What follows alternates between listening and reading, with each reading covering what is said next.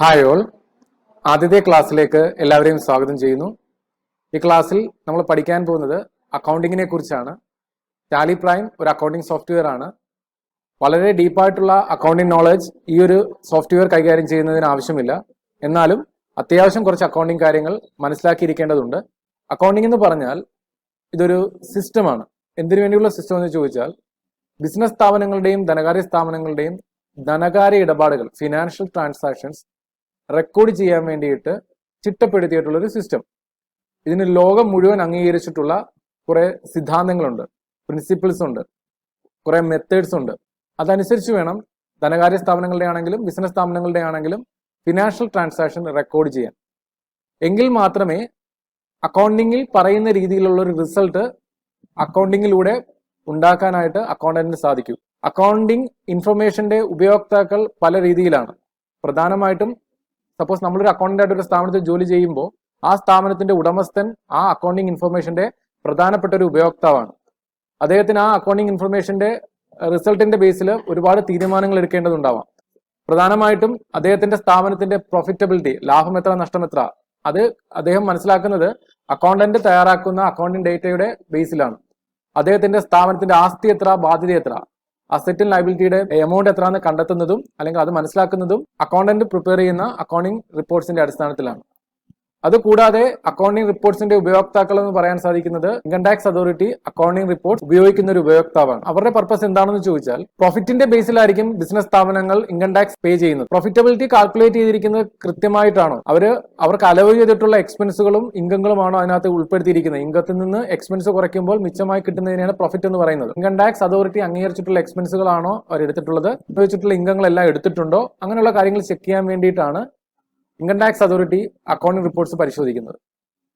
അതുകൂടാതെ ബാങ്കുകളും സ്ഥാപനങ്ങളിൽ ഇൻവെസ്റ്റ് ചെയ്യാൻ ആഗ്രഹിക്കുന്ന ആൾക്കാരും അക്കൗണ്ടിംഗ് റിപ്പോർട്ട്സ് പരിശോധിക്കാറുണ്ട്. ബാങ്കുകൾ പ്രധാനമായും പരിശോധിക്കുന്നത്, സപ്പോസ് നമ്മൾ ജോലി ചെയ്യുന്ന ഒരു സ്ഥാപനം അവിടുത്തെ ഫിനാൻഷ്യൽ റിക്വയർമെന്റിന് വേണ്ടിയിട്ട് ഒരു ബാങ്കിനെ സമീപിക്കുക എന്ന് വിചാരിക്കുക. അപ്പോൾ ആ ബാങ്ക് പരിശോധിക്കുന്നത് അവിടുത്തെ അക്കൗണ്ടന്റ് പ്രിപ്പയർ ചെയ്തിട്ടുള്ള അക്കൗണ്ടിംഗ് റിപ്പോർട്ട്സ് ആണ്.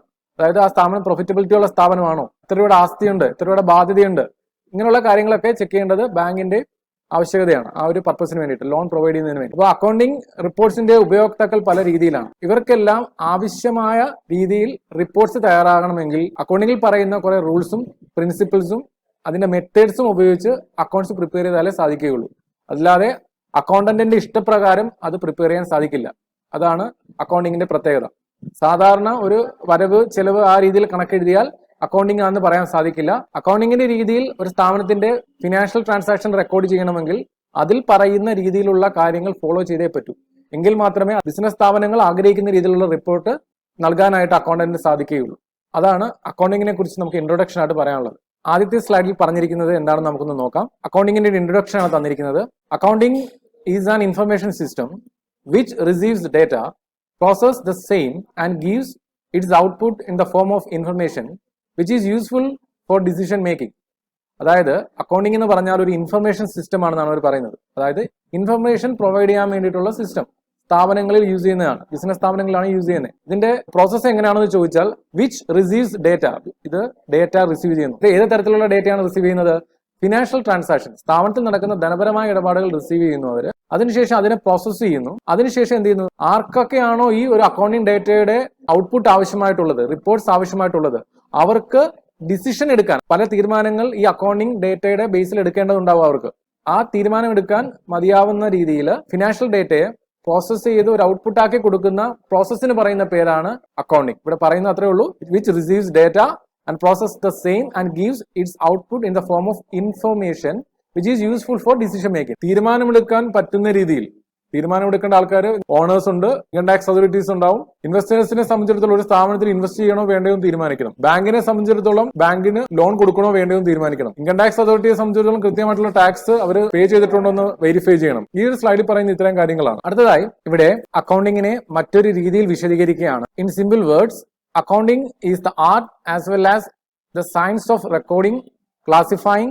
summarizing of business transactions which are of a financial character and are expressed in terms of money.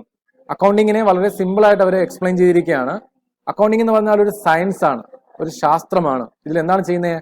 Transactions record ചെയ്യുന്നു, ക്ലാസിഫൈ ചെയ്യുന്നു, സമ്മറൈസ് ചെയ്യുന്നു, അതിനുശേഷം എന്ത് ചെയ്യുന്നു, അതിൽ നിന്ന് ഒരു റിസൾട്ട് ഉണ്ടാക്കി കൊടുക്കുന്നു. ഒരു സ്ഥാപനത്തിൽ നടക്കുന്ന ധനപരമായ മണി ട്രാൻസാക്ഷൻസിനെ റെക്കോർഡ് ചെയ്ത് ക്ലാസിഫൈ ചെയ്ത് സമ്മറൈസ് ചെയ്ത് ഒരു റിസൾട്ട് ഉണ്ടാക്കി കൊടുക്കുന്ന പ്രോസസ്. ഇതെല്ലാം ഈ പറയുന്ന റെക്കോർഡിംഗ്, ക്ലാസിഫൈങ്, സമ്മറൈസ് 3 കാര്യങ്ങളെ അക്കൗണ്ടിങ്ങിന്റെ ഫംഗ്ഷൻ ആയിട്ട് നമുക്ക് പറയാൻ സാധിക്കുന്നതാണ്. ആദ്യമായി ഒരു സ്ഥാപനത്തിൽ നടക്കുന്ന ധനകാര്യ ഇടപാടുകളെ റെക്കോർഡ് ചെയ്യുക എന്നുള്ളതാണ് അക്കൗണ്ടന്റ് ചെയ്യുന്ന ഫസ്റ്റിലത്തെ ജോലി. ഇതിനുശേഷം ഇതിനെ തരംതിരിക്കുന്നു, ക്ലാസിഫൈ ചെയ്യുന്നു. അതായത് ഒരു ഓണർക്ക് എന്തൊക്കെ അറിയണം നമ്മൾ പറഞ്ഞു, ലാഭം അറിയണം, നഷ്ടം അറിയണം, ആസ്തി അറിയണം, ബാധ്യത അറിയണം. ലാഭവും നഷ്ടവും കണ്ടുപിടിക്കാൻ നടക്കുന്ന ഇടപാടുകളിലെ ഇൻകം എന്തൊക്കെയാണ്, എക്സ്പെൻസ് എന്തൊക്കെയാണ്, ചെലവുകൾ എന്തൊക്കെയാണ്, അത് അദ്ദേഹം തിരിച്ചറിയാതെ ക്ലാസിഫൈ ചെയ്യണം.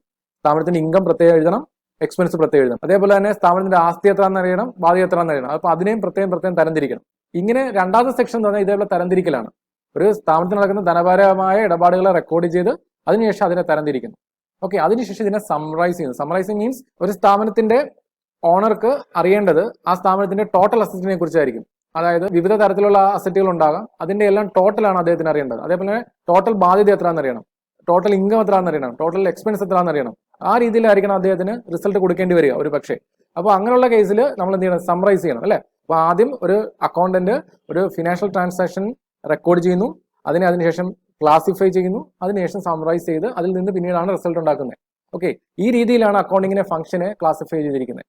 ആ ഒരു ഫംഗ്ഷന്റെ ബേസിലുള്ള ഒരു വിശദീകരണമാണ് ഈ ഒരു സ്ലൈഡിൽ പറഞ്ഞിരിക്കുന്നത്. അക്കൗണ്ടിംഗ് എന്ന് പറഞ്ഞാൽ ഒരു സയൻസ് ആണ്. അതിൽ ട്രാൻസാക്ഷൻ റെക്കോർഡ് ചെയ്യുന്നു, ക്ലാസിഫൈ ചെയ്യുന്നു, സമ്മറൈസ് ചെയ്യുന്നു. ബിസിനസ് സ്ഥാപനങ്ങളിലെ അതോ ബിസിനസ് സ്ഥാപനങ്ങളിൽ നടക്കുന്ന എല്ലാ ട്രാൻസാക്ഷനും ചെയ്യുമോ? ചെയ്യില്ല. ഫിനാൻഷ്യൽ ട്രാൻസാക്ഷൻ, ധനപരമായ ഇടപാടുകളെ, ഒരു ബിസിനസ് സ്ഥാപനത്തിൽ നടക്കുന്ന ധനപരമായ ഇടപാടുകളെ റെക്കോർഡ് ചെയ്ത് ക്ലാസിഫൈ ചെയ്ത് സമ്മറൈസ് ചെയ്യുന്ന പ്രോസസ്സിന് പറയുന്ന പേരാണ് അക്കൗണ്ടിങ്. ഇത്രയുമാണ് അക്കൗണ്ടിങ്ങിനെ കുറിച്ച് ഇൻട്രൊഡക്ഷൻ ആയിട്ട് പറയാനുള്ളത്. ഈ വീഡിയോയിൽ ഇത്ര മാത്രം. അടുത്ത ക്ലാസ്സിൽ കാണാം. Thank you.